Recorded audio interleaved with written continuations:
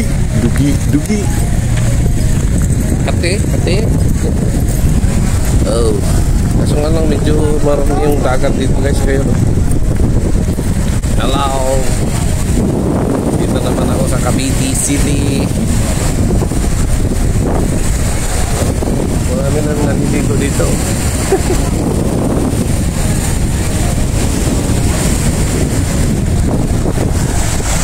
Ginawa na ng beach.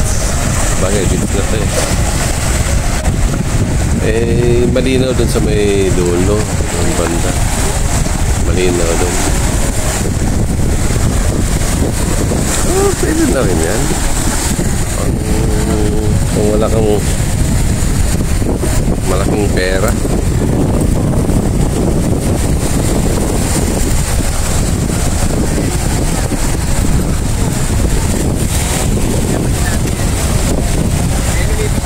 Panahon ni Duterte ito pinagawa para sa airport daw,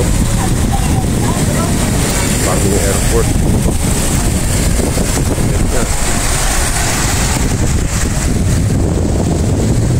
Diyan ang palikuan pwede na nga lang medyo ano siya dahil malakas yung current ng hangin, kaya marumi yung dagat dito sa gilid dahil sa buhangin yan.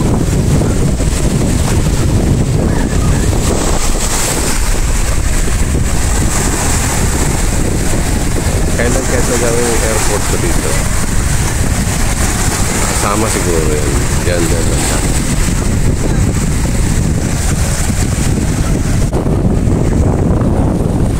Yan, magandang araw sa inyo guys. Alauna, medya na pala. 1:30. Ano kaya yun? Tingnan nga natin doon. Zoom natin. Pero ayaw ko makaya.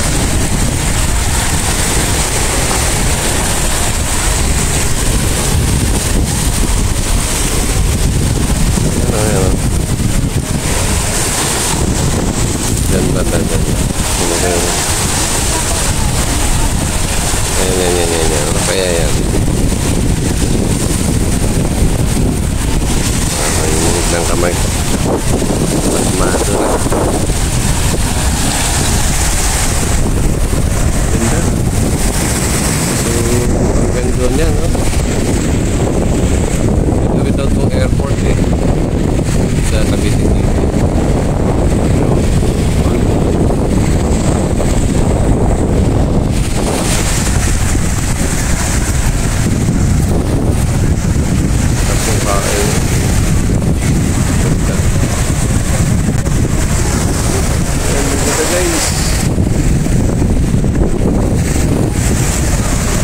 Maligo. Kaya lang marami.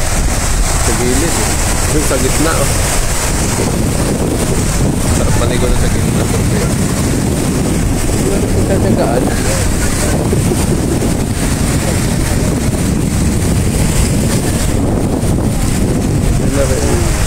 Hindi siguro ito idugtong yung lugar na ito papuntang Metro Manila. No?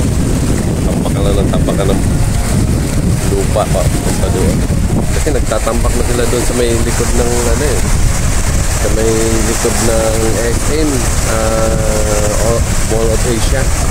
Mayroon na doon sa may iban pa lang may mga buhangin na doon.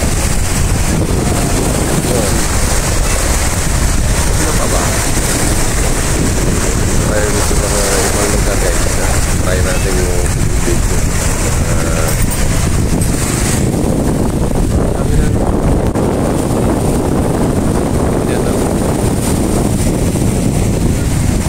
Mas masarap daw maligo.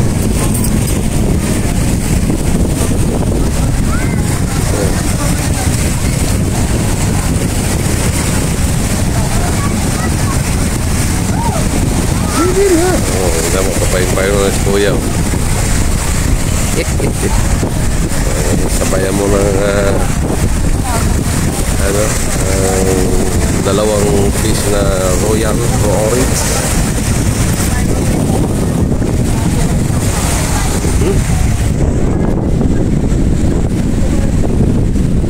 Wala na, bas na.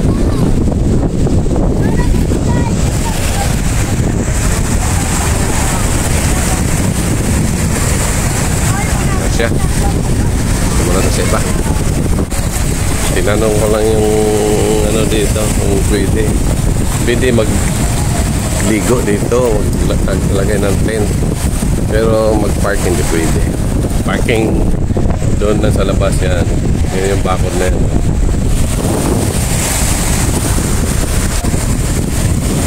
Pwede na dito guys. Dapat linisin na ito eh. Na ano dito galing sa ibang lugar pa yung mga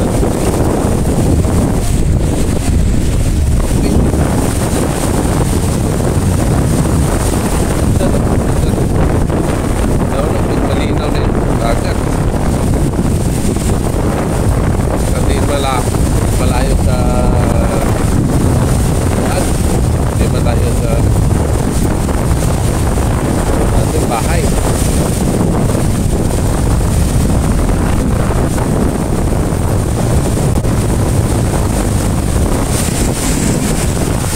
Dito yung Bataan. Sana magkaroon ng tulay yun hanggang mula Bataan to Naik, no? Puro plano pa lang.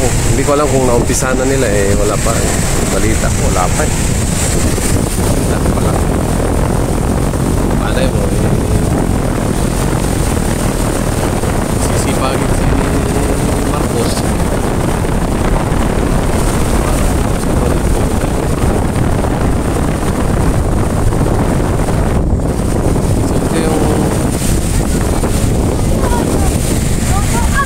Ito yung Cavite City dyan.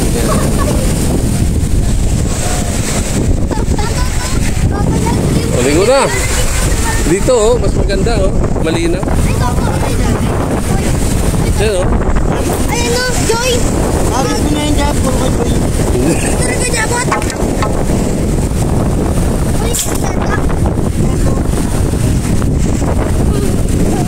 Pero lumilinaw naman to dito pagka ano? Ha? Kasi maangin eh no? Sarap naman.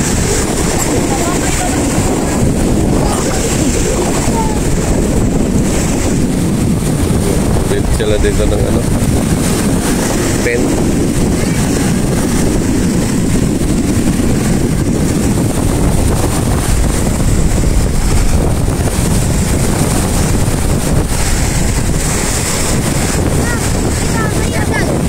Ha? Oo. Shout out.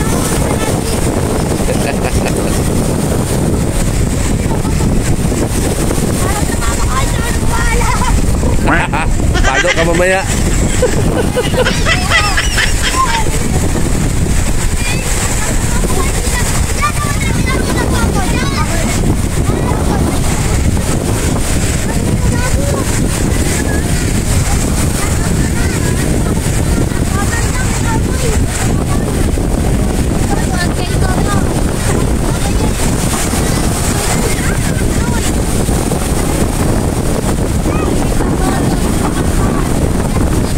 Malamig pa naman ngayon eh no. Hindi naman as in sobrang init.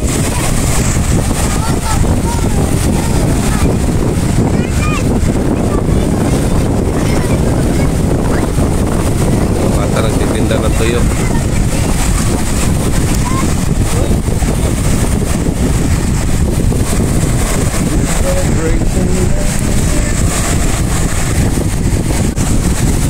Mga anak mo lahat yan?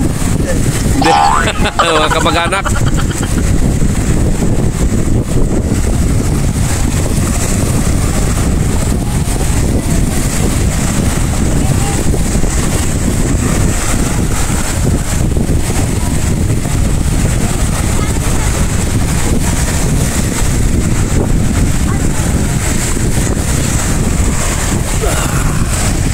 Talaga na ano. Dito na lang eh, no? Masaya na ang pamilya.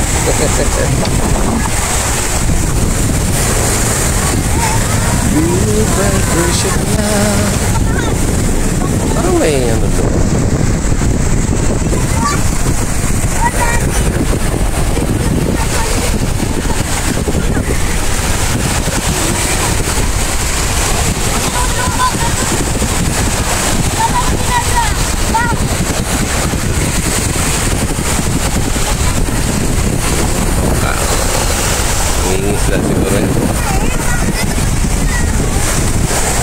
na. Ay, katunto, kawawa yung aso.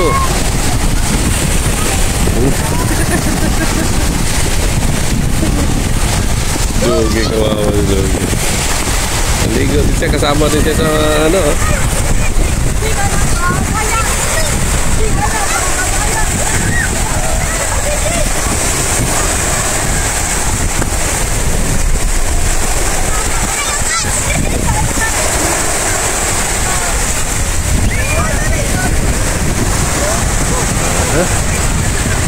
Yan.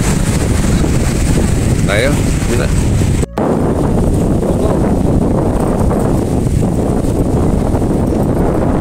Luto sila dito. Sobrang luto nila. Ihaw-ihaw. Luto ng ulam. Terus dito kakain, sarap.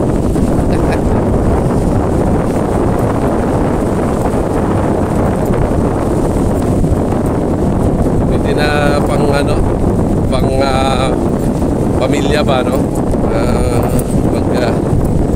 Ano dito, mag-swimming. Kahit ano lang. Pagpapawala sa stress.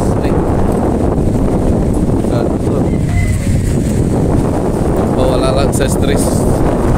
Hindi na. Sa magbabayad ka pa kamaan. Babayad ka pa ng cottage, entrance, tapos ano ka na lang, dito ka na lang.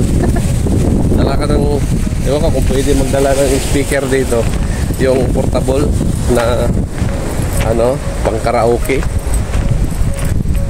Ito na naman siguro kung ano, wala naman siguro magbabawal dito.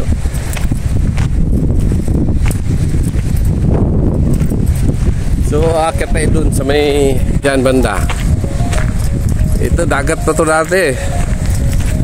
Dyan ano pa yan, baga tinataasan nila yung mga kuwan dyan, poste ng bahay nila para di maabot sa dagat. Pero ngayon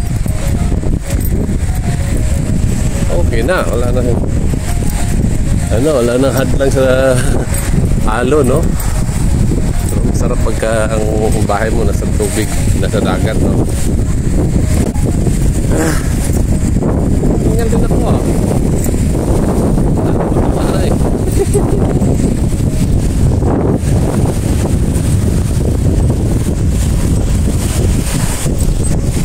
May naliligo na naman doon, no? Oh. Napunta natin doon. Guys, ito pala yung kalsada. Hindi pala airport to. Ano pala to? Kalsada papuntang airport. Kasi airport dyan, sa may airport ng, hindi ako magkakamali, ano airport ng Navy. O Navy ba? Dyan, kasi dapat dati kasi doon daan doon. So ito pala, ginawa tong tulay tsaka yung kalsada, yan, para daanan papuntang airport. Yung airport doon ng dating airport ng army, ng military pala. Hindi ko alam kung, hindi kasi pwedeng army. Alam ko Navy yan dyan eh. Ayan. Yan nakikita. Ito at ang SSCR. Ano ba yung SSCR? Ibig sabihin yan. Bugo ang pusang gala. Ayan. So itong ginawa tong kalsada to para daanan papuntang airport. So palalaki na lang siguro nila yung airport yan, hindi ako nagkakamali. So ngayon, ayun tulay. Bakit kaya may tulay? Tulay. Kaya siya may tulay. Ginawan sila ng parang drainage ng mga bahay dyan, no? Kasi nga mabutan sila ng dagat dyan kung walang butas dito sa baba. Ito kailangan may imbornal. Yan. May imbornal tulay. So ngayon naliligo ngayon dito.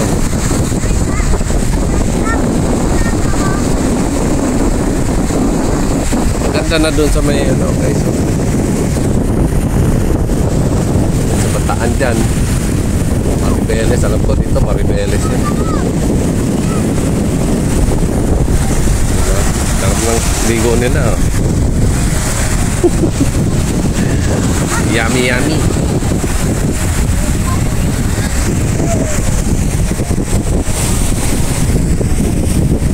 Okay, so ito ngayon ang boulevard ng Cavite. Boulevard ba ang tawag? Or kasi ang kalsada gilid sa dagat eh. So boulevard. Boulevard. Yun. So hindi ako nagkakamali. Ito yung boulevard tatawagin. Boulevard. Yan siya. So hanggang dito lang naman ang ano eh. Hanggang dyan lang naman ang area na ginawa nilang kalsada. So, gagawin kalsada ang laki. So maaaring next year o other year 2008 sarado na to mga ano na siguro to yung magiging private na papasok to yung mga or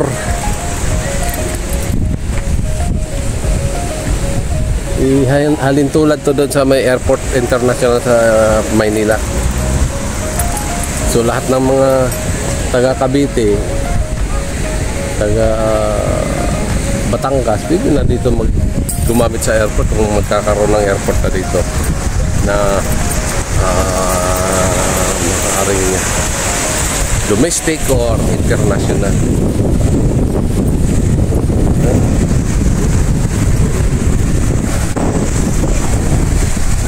Diba? Naraos din yung ano nila, stress. At least masaya kahit na ganyan ka dumi. Pero kaya man lang siya na dumi dahil na gawa nung yung current ng hangin na halukay yung ilalim ng buhangin. So yan nangyayari talaga. Ay, hello, hello. Kinawayan ako guys sa mga naliligo. Nasya. So hanggang dito na lang. Ito yung area ng Cavite City. At ditong kalsada na to ginawa para doon sa maring siguro sirain nila yung kalsada doon sa kabila. Sabi ko hindi na nila pakialaman yun. Kung dito na yung kalsada, direkta na to sa airport. Sa palagay ko lang. Alright.